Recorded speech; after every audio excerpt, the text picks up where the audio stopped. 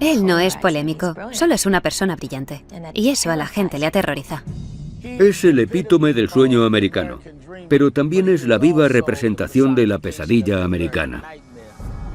El señor Trump tiene que entender que el mundo no gira alrededor de su pene.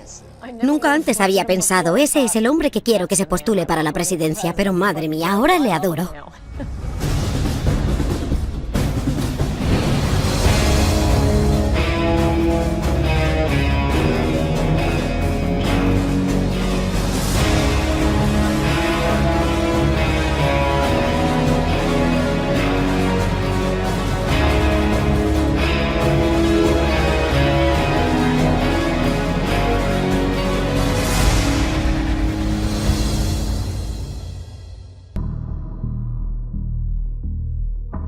Cuando conocí a Donald Trump, estábamos en sus oficinas en el edificio Trump Tower, y lo primero que hizo fue enseñarme su despacho y me mostró todas las portadas de revistas de él mismo que tenía enmarcadas y colgadas en la pared. Debemos comprender que Donald Trump tiene una imagen muy cinemática de sí mismo. Lo que más le gusta hacer es sentarse en el sofá de su casa a ver películas y comer hamburguesas. Antes de meterse en el mercado inmobiliario, se planteó invertir en la industria cinematográfica. Me dijo que había pensado en mudarse a Hollywood para convertirse en productor de cine. Durante el tiempo que estuve con él no dejaba de hablar sobre películas o actores que le fascinaban. Un día me dijo que Clint Eastwood era la mayor estrella de cine de todos los tiempos. Y entonces me vino la imagen de Clint Eastwood apartándose el poncho por encima del hombro interpretando a El hombre sin nombre, paseando los dedos por encima de su revólver. Así es como Donald Trump se ve a sí mismo. Por eso, entrecierra los ojos. Creo que ha practicado la mirada de Clint Eastwood 1 millón de veces frente al espejo. Y se imagina a sí mismo llevando a cabo el rodaje de una película producida por Trump, dirigida por Trump y escrita por Trump. Se titularía La vida de Trump.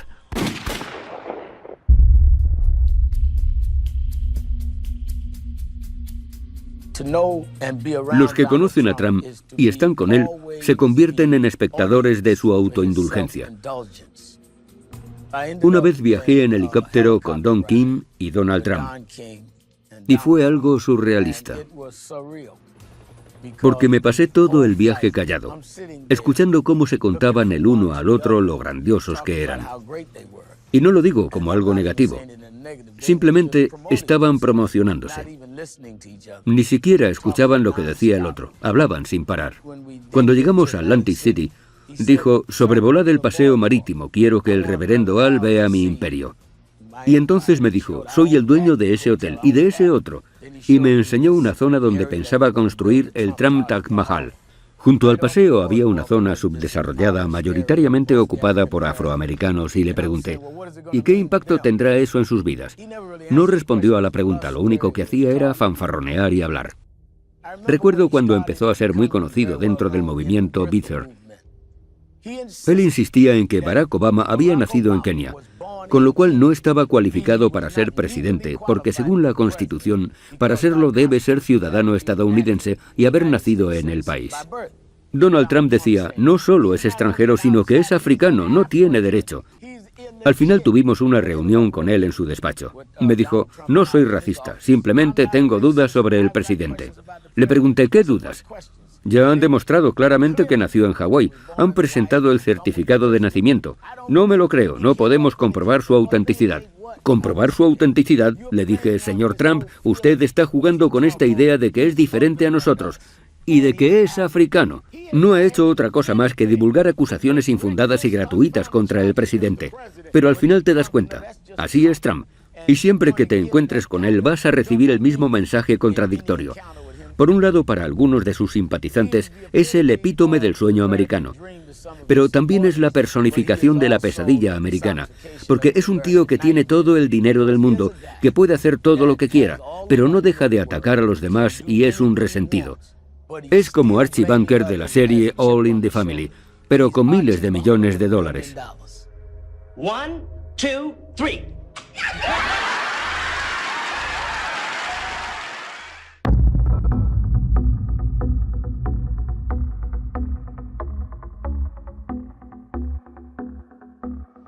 Le conocí porque en las clases de economía realizamos un caso de estudio sobre un libro llamado El arte de la negociación, uno de sus libros más vendidos. Y me dejó fascinada, porque estaba lleno de códigos de tiempo. Era como repasar un día cualquiera en la vida de Donald Trump. Llamar a esta persona, llamar a esta otra, llamar a mi abogado. Se veía el funcionamiento interno de esta gran mente. Hablaba de cómo destruir a la competencia. Era tan provocativo. Él lo ve todo como una partida de ajedrez. Y yo soy una ávida jugadora de ajedrez. Mientras leía el libro no dejaba de pensar, para él todo es como una gran partida de ajedrez. Cuando oí hablar de The Apprentice, lo anunciaban como una entrevista de trabajo. Si tienes lo que hay que tener, si quieres vivir como yo, manda tu currículum para ser mi becaria. Y nos lanzamos de cabeza. ¿Quién no quiere ser multimillonario? ¿Quién no quiere vivir en el Trump Tower y tener un ejército de mayordomos a su disposición? Donald Trump es la mente más brillante del mundo en cuanto a marketing y técnicas de venta. No tiene rival. Ya era muy famoso, pero se ha acabado convirtiendo en una superestrella, como una estrella del rock. You know, the show has gotten great reviews. I've gotten great reviews. Everything's gotten great reviews except for one thing, my hair. Todo el mundo decía, estás despedido, como en el programa, todos querían estar cerca de él. He visto a gente enamorarse de él nada más conocerle. Gente que le apoya en todo lo que dice, que compra todo lo que vende, que hace cola por él, que le aclama. I am officially running for President of the United States, and we are going to make our country great again. Sabe que mientras la gente esté entretenida, mientras se sienta cautivada, mientras se mantenga la intriga, van a seguir viéndole, le van a prestar atención. Conoce mejor sus ángulos, sabe qué frases usar para elevar los ánimos, para bajarlos un poco, para dar énfasis, para suavizar. Conoce a su público. Sabe lo que esperan de él y él sabe dárselo.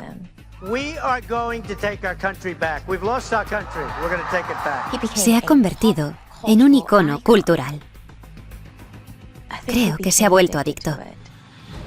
Cada vez quiere ser más famoso, porque nunca es suficiente. Wow. Get those teleprompters out of here. We're gonna have some fun, right?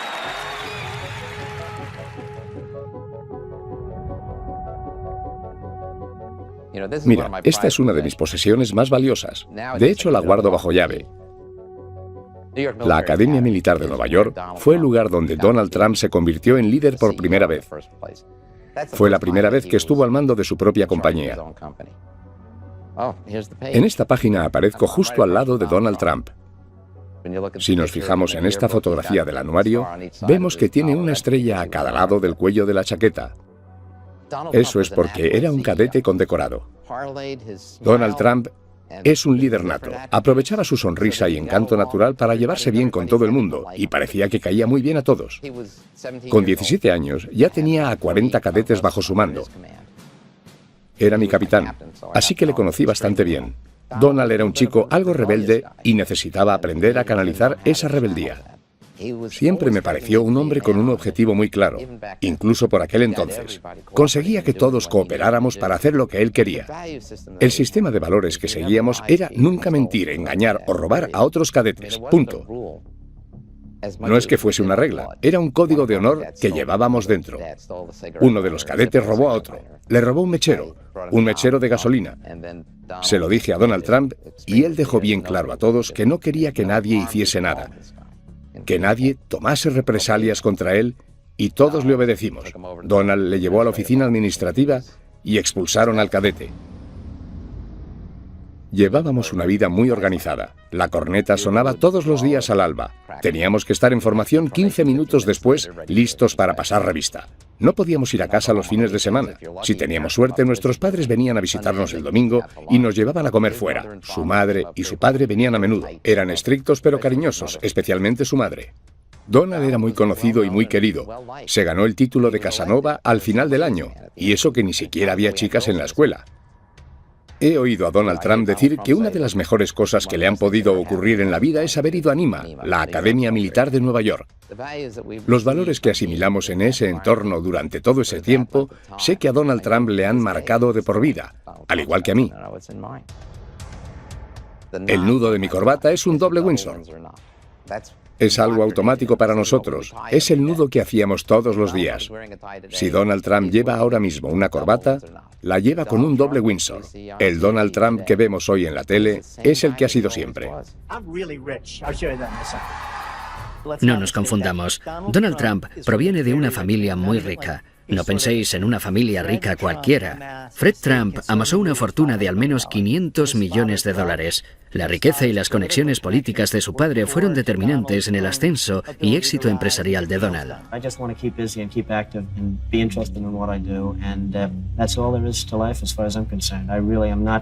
Looking to make tremendous amounts of money. I'm looking to enjoy my life, and if that happens to go with it, that's fabulous.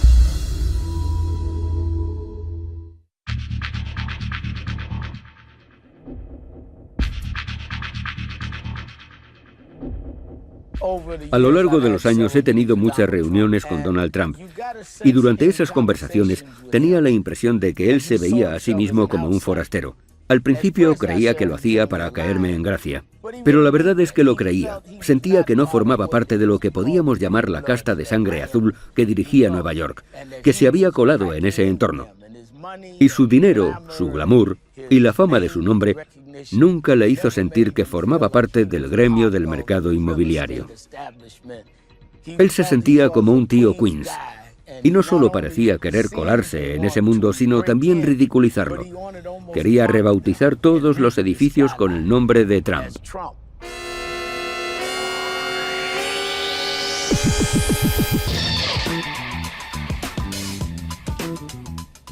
Donald Trump me llamó tocapelotas y estoy muy orgullosa de ello. Soy una auténtica neoyorquina, de los pies a la cabeza, nacida y criada aquí. Las décadas de los años 60 y 70 fueron unos años muy peligrosos, los peores años de la historia de Nueva York. Todos teníamos miedo de ser atracados. Si llevabas anillo de compromiso, le dabas la vuelta o te ponías un guante encima. Incendios, asesinatos, revueltas, violaciones.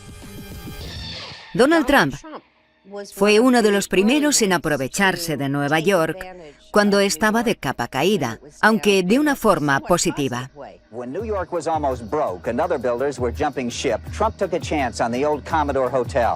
Él entendió que Nueva York tenía problemas o que la cosa estaba a punto de cambiar y se lanzó de cabeza para aprovechar la oportunidad y hacer negocios. Entonces vino al West Side y se encontró con su propio Waterloo. Trump's flashiest project is still on the drawing board. He and architect Helmut Jahn want to build a giant complex of offices, apartments, and shops on a 13-block site along the Hudson River. Quería construir un muro de 20 metros a lo largo de West Side, en el cual debajo habría un aparcamiento de 9.000 plazas, un centro comercial de 185.000 metros cuadrados, sobre el cual se erigía un edificio de 150 pisos, el edificio más alto del mundo, flanqueado por otros 6 edificios que también estarían entre los más altos del mundo. Habría diezmado por completo toda la economía en varios kilómetros a la redonda, no solo en el West Side. Trump era una figura muy influyente en esa época.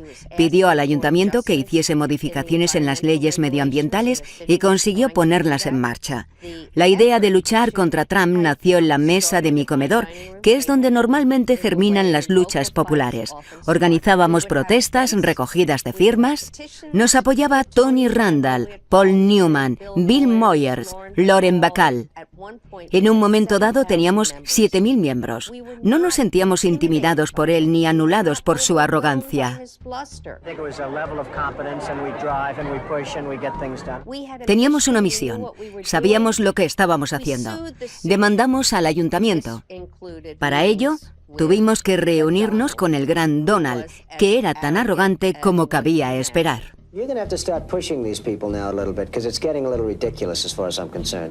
Trump aceptó nuestro diseño alternativo, que es lo que finalmente se construyó. Comprendió que lo que queríamos llevar a cabo era un proyecto mucho más razonable y factible. Me encanta recordar ese momento. En un momento dado, reculó y dijo: «Creo que habéis mejorado este proyecto». Le miré y le dije: «Donald, quiero que algún día lo reconozcas públicamente».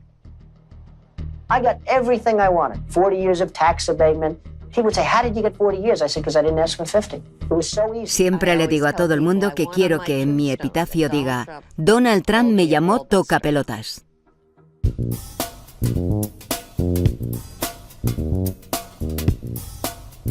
A los 21 me aceptaron en la Facultad de Medicina Cornell.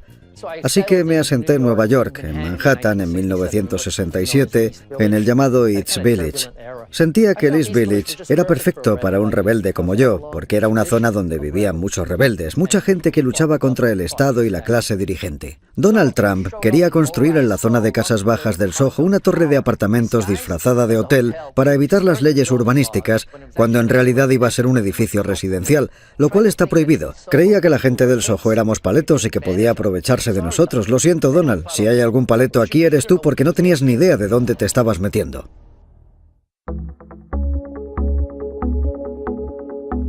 Nadie le impone nada a los vecinos de mi barrio. Nosotros somos los que decidimos qué queremos. Nadie puede decir qué es mejor para nosotros. Inmediatamente pusimos una demanda contra la construcción. Sabíamos que iba a ser un edificio residencial, no un hotel. ¿Quién compra apartamentos a $20.000 el metro cuadrado cuando hay una demanda interpuesta? Nadie, y así fue. Después de un tiempo no había vendido ni uno. De hecho, se inició la ejecución hipotecaria y se subastaron. Así que nos salimos con la nuestra. Queríamos un hotel y eso fue lo que conseguimos. Donald Trump no consiguió lo que quería, se quedó sin su edificio residencial. Solo consiguió quedarse en bancarrota. Trump, haz lo correcto. Sigue las leyes, no eres mejor que nadie.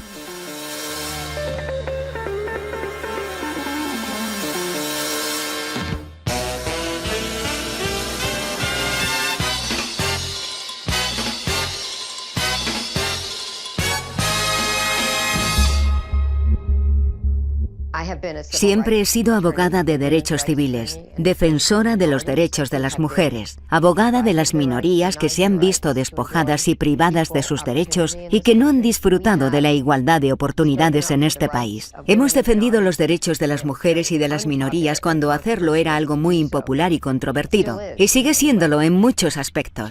Jenna Talakova se inscribió en el concurso de belleza Miss Universo Canadá. Después de ser aceptada, el comité del concurso decidió expulsarla de la competición basándose en un requisito que debían cumplir las participantes: haber nacido mujer. Do you identify as trans or as a woman? To me, I am a woman. I've always been a woman. Habían violado los derechos de Jenna. Decidimos dar una rueda de prensa para dirigirnos a Donald Trump, que era el dueño del concurso, para poner fin de una vez por todas a esta discriminación tan flagrante. Have you met Donald Trump? Not yet. Jenna tenía pasaporte canadiense, su carnet de conducir y su certificado de nacimiento donde se indicaba que era una mujer. Y eso debería ser más que suficiente para el señor Trump. Ella no le ha pedido al señor Trump fotos de su nacimiento para ver su anatomía y para que demuestre que era un hombre. Después de dejar claro que no nos interesaban las fotos de su anatomía, el señor Trump llamó a TMZ para decir que seguramente me quedaría muy impresionada al ver su pene. Yo le respondí: no tengo una lupa suficientemente grande para ver algo tan pequeño. El señor Trump tiene que comprender que el mundo no gira alrededor de su pene ni del de nadie. Si alguna vez el mundo ha sido así, ya no lo es. A mí me pareció muy interesante porque me estaba insultando y atacándome directamente a mí. Esas cosas no me molestan porque el mensaje que yo entiendo es que he ganado la batalla y que tengo razón. Al final cedió. Creo que el señor Trump reconoció que en el fondo se trataba de un problema de derechos civiles. Pero al mismo tiempo, había creado una cortina de humo para no admitirlo. Gloria got involved 2 days afterwards. The decision was already made, so she's obviously just in this for publicity. Had I known she was involved, maybe I wouldn't have made that decision because she's easy to beat. Pero lo irónico de todo esto es que un año o dos después fuimos al canal Fox News y de pronto entró el señor Trump en la sala de espera donde estábamos sentados. Pensé, oh no, no me ha dado tiempo para preparar a mi cliente. ¿Qué va a decirle? ¿Qué va a hacer? Y se acercó, le presenté a mi cliente y él le dijo, tiene usted a la mejor abogada que podría encontrar. No cesa hasta conseguir su objetivo, así que nunca la despida porque no va a encontrar a nadie mejor. Y me sonrió, me estrechó la mano y se fue. Pero por otro lado, su discurso cuando estaba ante las cámaras era muy diferente. A lo mejor el verdadero Donald Trump es una mezcla de esas dos personalidades.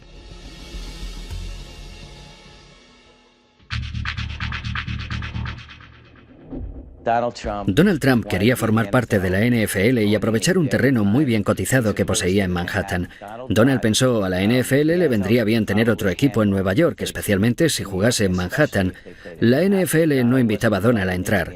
La dirección de la NFL resistía sus esfuerzos de entrar en ese exclusivo club. En 1983 estaba a punto de inaugurarse una nueva liga de fútbol americano, la United States Football League. Donald tenía un juguete nuevo, un equipo de fútbol americano profesional. We now have strong ownership. The NFL, when it was most successful, had 6 teams. At its zenith, at its highest point, they had 6 teams. That's the number of teams that we should have. No hacía falta rebuscar mucho para darse cuenta de que tenía otros intereses, sus propios intereses. El objetivo de la USFL era jugar la liga durante la primavera, cuando era la única liga en funcionamiento, cuando no se juegan otros partidos de fútbol americano. Él irrumpió en la escena diciendo, si Dios quisiese que el fútbol se jugase en primavera, no habríamos inventado el béisbol. My attitude has always been the spring was a wasteland, and I came into this league on the basis and predicated on the fact that I thought the league would move to the fall, and they have. En los 80 solo había 3 cadenas y las 3 estaban ligadas a la NFL. La USFL había decidido trasladarse al otoño. Ninguna de las cadenas quería trabajar con ella, los estadios no estaban disponibles, ya no les quedaba dinero. Según se calculó, habían perdido unos $200 millones. Trump metió a la USFL en una demanda contra la NFL por haber violado los tratados antimonopolio. Based on what everybody tells me, based on common sense of the law, there is virtually no chance that we can lose this lawsuit.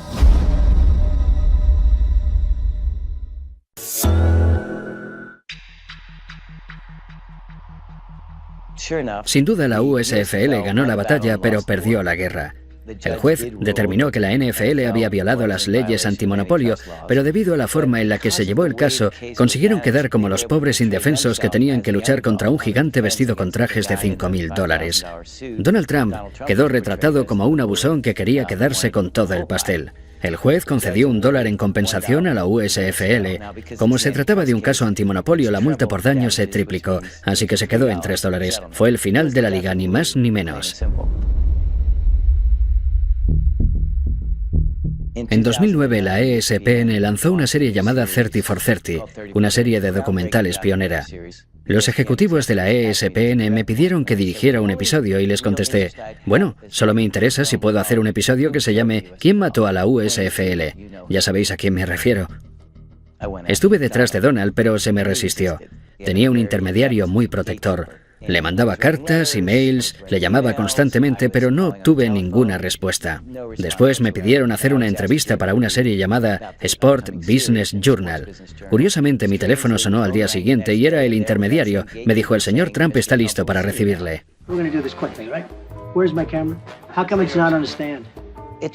Parecía que no quería estar ahí. Todo le molestaba. Quería pasar a la siguiente pregunta y se notaba que estaba inquieto. Era como un niño pequeño cumpliendo un castigo. Conseguimos justo lo que queríamos, y él se esforzó por defenderse como pudo, pero entonces le di el golpe de gracia. Le enseñé el cheque que el juez le había concedido a la USFL. Quiero que veas esto. Eso le sacaría una sonrisa, ¿no? Pues no. Se acabó. Esa fue la gota que colmó el vaso. Se fue dándome unos golpecitos en el hombro con condescendencia y se marchó de la habitación. Me dijo, espero que entiendas que lo he hecho lo mejor que he podido. Le contesté, bueno, Donald, yo no soy un director de cine y voy a intentar ser todo lo objetivo y justo que me sea posible. Vamos a hacer un estreno por todo lo alto. La ESPN te va a invitar, te mandará una limusina. Espero que puedas venir. Y me dijo, bueno, eso dependerá de ti, ¿no crees? Le mandé una carta y él me contestó, cuando Donald te manda una carta, simplemente coge la que tú le has mandado y escribe encima con un marcador negro. Dijo que era una película barata y que faltaba a la verdad.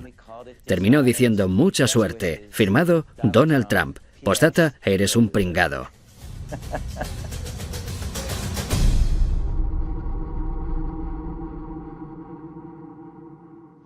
No iba a vivir en una vivienda de protección toda mi vida, y lo sabía porque mi madre nos permitía soñar, explorar y usar nuestra imaginación.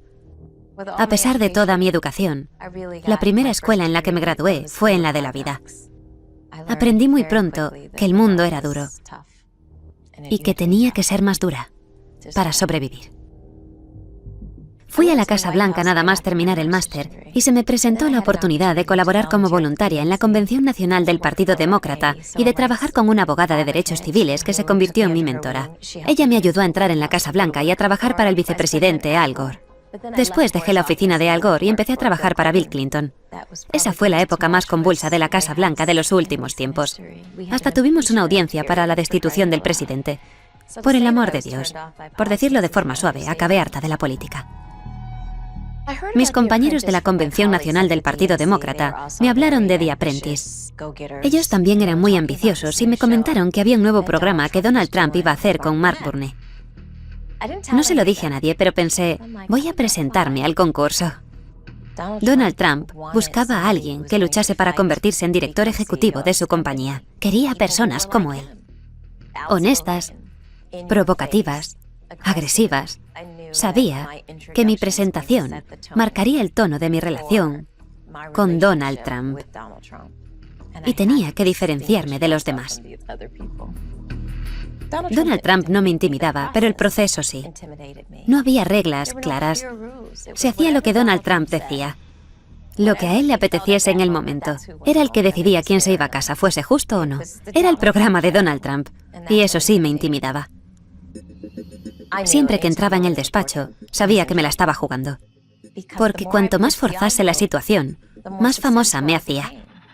Cuanto más agresiva fuese, cuanto más discutiese, cuanto más pelease, cuanto más insultante fuese, más fama adquiría mi marca, más crecía mi nombre, más gente quería verme en la tele. Finalmente me dijo esa terrible frase: «Estás despedida», con la mano así. Mi ambición iba más allá del concurso. Yo estaba jugando a un juego dentro del juego. No solo quería que los espectadores de The Apprentice supiesen mi nombre, quería que el mundo entero me conociese. La gente suele preguntarme por Donald, sobre si es tal y como parece, cuando en realidad Donald está jugando a un juego dentro del juego. Y está ganando. Y cuando no gana, cambia de juego y la gente no sabe seguirle el ritmo. Él no es polémico, solo es una persona brillante. Y eso aterroriza a la gente. Donald J. Trump is calling for a total and complete shutdown of Muslims entering the United States until our country's representatives can figure out what the hell is going on. La gente está cansada. Está cansada de que los políticos les digan una cosa y luego hagan lo contrario. Pero confían en lo que él dice. La gente que apoya a Donald sabe que lo que dice es lo que va a hacer. Porque todo lo que ha dicho en el pasado lo ha hecho. We're bringing our jobs back, folks. We're bringing our jobs back. We're going to bring them back.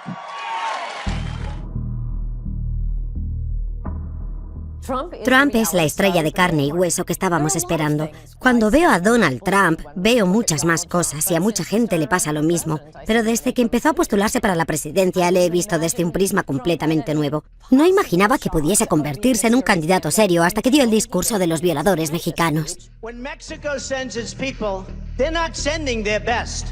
They're not sending you. They're not sending you. They're sending people that have lots of problems. And they're bringing those problems with us. They're bringing drugs, they're bringing crime, they're rapists, and some, I assume, are good people. Eso no formaba parte del discurso que llevaba preparado, eso le salió del corazón. Yo sabía que en cuanto un candidato empezase a anteponer los intereses de Estados Unidos a los de los extranjeros y a los de algunos plutócratas, ascendería meteóricamente en los sondeos. Llevo mucho tiempo rogándoles a los candidatos presidenciales republicanos, literalmente rogándoles, que incluyan el problema de la inmigración, y nunca me han hecho caso. De repente Trump vio una entrevista que me hizo Jorge Ramos e inmediatamente pidió que le llevasen una copia de mi libro Adiós América. El principal tema que trato son las violaciones por parte de mexicanos. 2 semanas más tarde, cuando estaba dando el discurso presentando su candidatura, se salió del guión y empezó a hablar de los delincuentes, traficantes de drogas y violadores que México nos envía. This is hate language. This will incite violence not only against Mexican Americans, Mexicans, but also against migrants. Y cuando una semana más tarde vi que no se había retractado después de todo el escándalo, pensé, aquí está, es el candidato que estaba esperando. It's not about me, it's about you, believe me. This is a movement.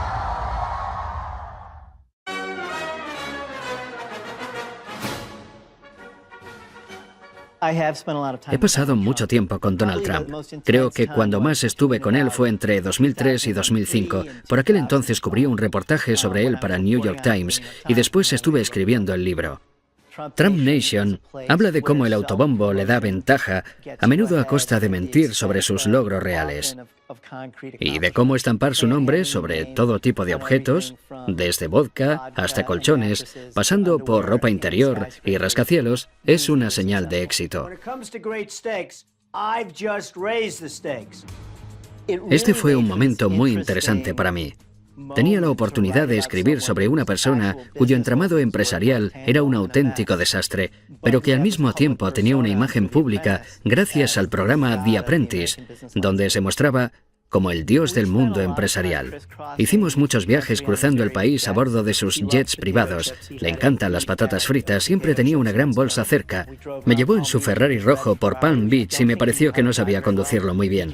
Las marchas hacían mucho ruido cada vez que se paraba en un stop o que arrancaba. Le costaba mucho meter las marchas.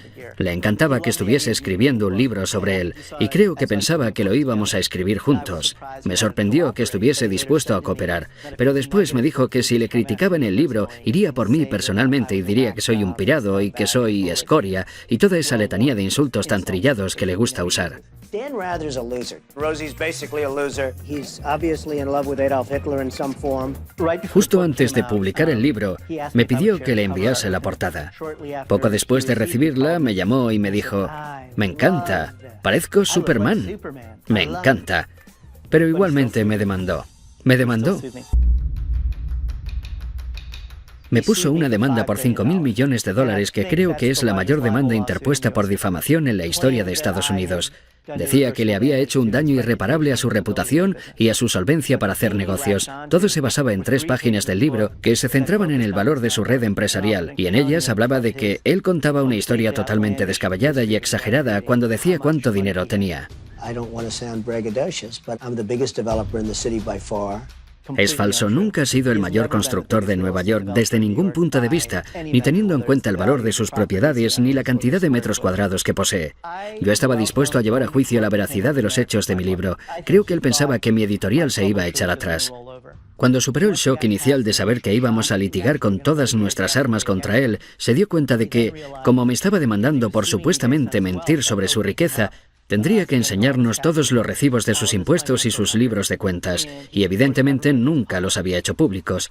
Durante el juicio presentamos un recuento del valor de su red empresarial elaborado por uno de sus bancos. Deutsche Bank había valorado su entramado empresarial en 2005 en unos $788 millones, y por aquel entonces se le iba diciendo que tenía una fortuna de entre $5.000 y $6.000 millones. Al final contratamos a uno de los mejores abogados de Estados Unidos. Este le preguntó a Donald cómo había estimado el valor de su red empresarial. Y la respuesta de Donald fue básicamente, bueno, depende de cómo me sienta. Depende de cómo me sienta cada día y sobre todo depende de cómo me vea a mí mismo. Le plantamos cara a Donald, le quitamos la máscara para mostrar cómo era en realidad y perdió. Creo que su autoestima y su identidad están demasiado envueltas en esta fantasía de ser un megamillonario. Y en el fondo es una persona tan insegura que si no se muestra como una de las personas que merecen estar entre los 100 o los 200 primeros de la lista Forbes, no es nadie.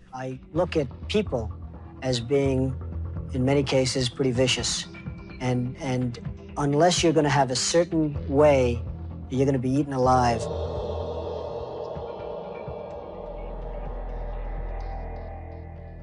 Politicians are supposed to make a lot of promises they don't intend to keep.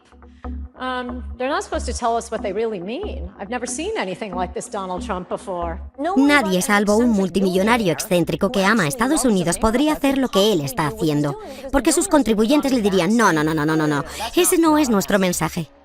Demuestra tener mucho carácter, porque está dispuesto a perder dinero, a perder amigos en su mismo vecindario. No está tomando una decisión muy popular.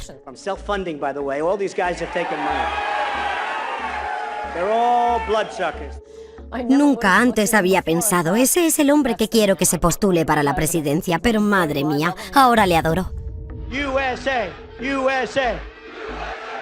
Nunca había asistido a un evento político donde la gente estuviese tan feliz, porque por fin alguien hablaba sobre inmigración, sobre comercio y sobre proteger a los americanos, y además mandaba a tomar viento fresco a los medios de comunicación y a la corrección política.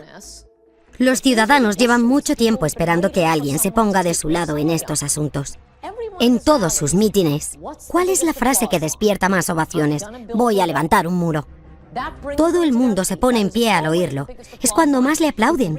Si nota que se está alargando demasiado, que la gente empieza a aburrirse, que dice algo que no gusta, si quiere ganárselos de nuevo, empieza a hablar del muro.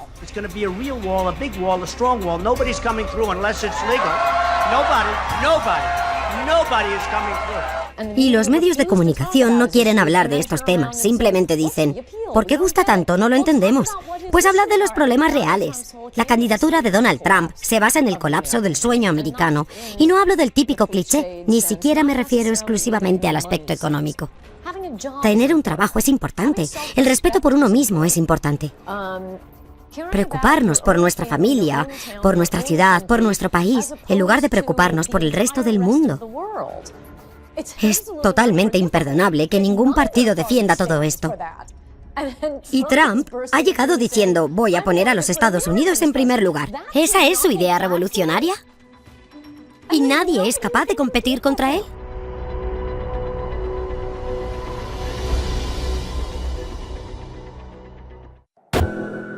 We view this as war. Don't we view this as war? It's war.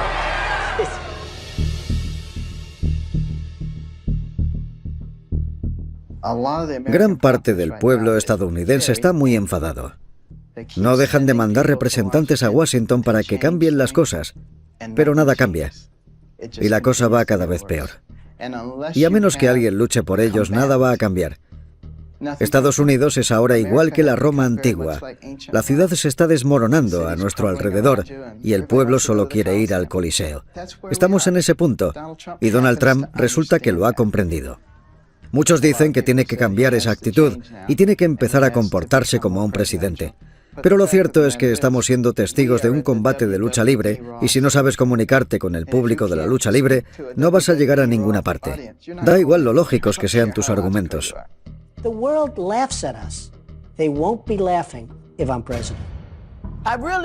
Creo que el objetivo final de Donald Trump, cuando empezó a postularse para presidente, era desarrollar y afianzar influencias políticas y ganar más poder.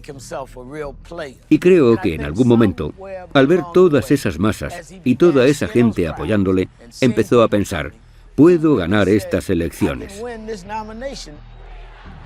Pero en el fondo no estoy convencido de que quiera ser presidente. Creo que si un día se despertase y tuviese que dirigir el país, para él sería una auténtica pesadilla, porque ni siquiera sabe dirigir su negocio correctamente. No es un buen director, pero es un promotor excepcional, y no tiene que dirigir nada mientras que sea capaz de seguir jugando con humo y espejos. Y él sabe jugar con ellos mejor que nadie que yo conozca.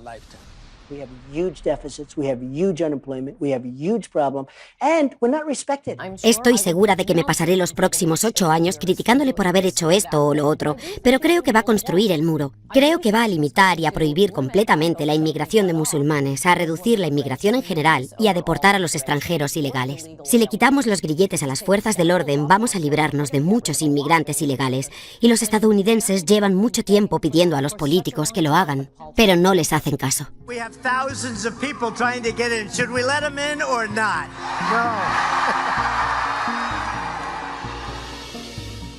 No me importa cuántas propiedades lleven su nombre. Dios le bendiga, que se haga todo lo rico que pueda. Pero las demás personas también tienen sus derechos. Cuando ataca a las minorías o a las mujeres a las que se les ha denegado sus derechos, da a entender muchas cosas sobre sí mismo. Sobre lo que está dispuesto a hacer, cómo está dispuesto a hacerlo y el tipo de persona que él cree que es. Puede que nos parezca divertido, pero debemos recordar que quien se siente en la Casa Blanca va a tomar decisiones cruciales para todos, y eso ya no es cosa de risa. Irónicamente, lo que me asusta de Donald Trump es lo mismo que le asusta al Partido Republicano. ¿Cómo volveremos a controlar todo esto? ¿Hasta cuándo va a durar? ¿Y hacia dónde nos lleva? Me recuerda a cuando de niño me llevaban a la montaña rusa de Coney Island porque no sabía dónde iba a terminar el viaje. Solamente rezaba para que terminase y que el vagón no se saliese de los raíles.